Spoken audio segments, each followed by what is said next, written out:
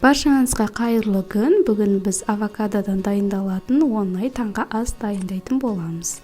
Менімен бірге болыңыздар. Алдымен бізге осындай батон наны қажет болады. Мен 2 адамға дайындадым.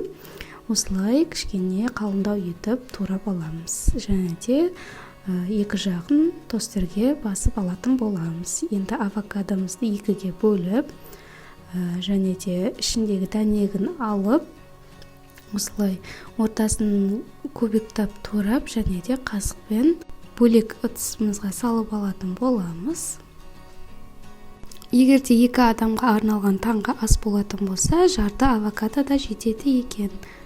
Енді біз осыны шанышқының көмегімен езіп шығатын боламыз.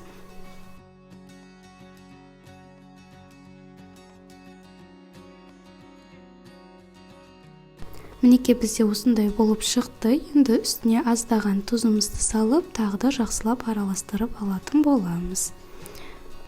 Енді батон нанымыздың екінші жағын қызартып аламыз. Ондай қатты қызартпаймыз.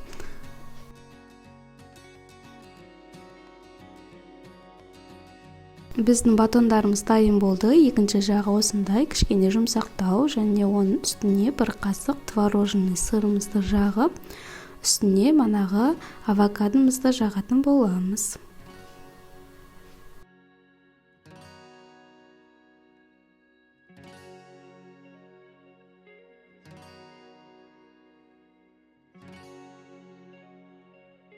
Енді үстіне өз қалауларыңыз бойынша безендіруге болады. Менде мына жерде семга балығы.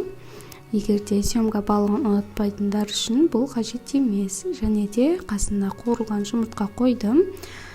5 минутта дайын болатын біздің таңғы асымыз дайын. Өте дәмді болып шықты. Сіздер де дайындап көріңіздер, және де каналыма тіркелуді ұмытпаңыз.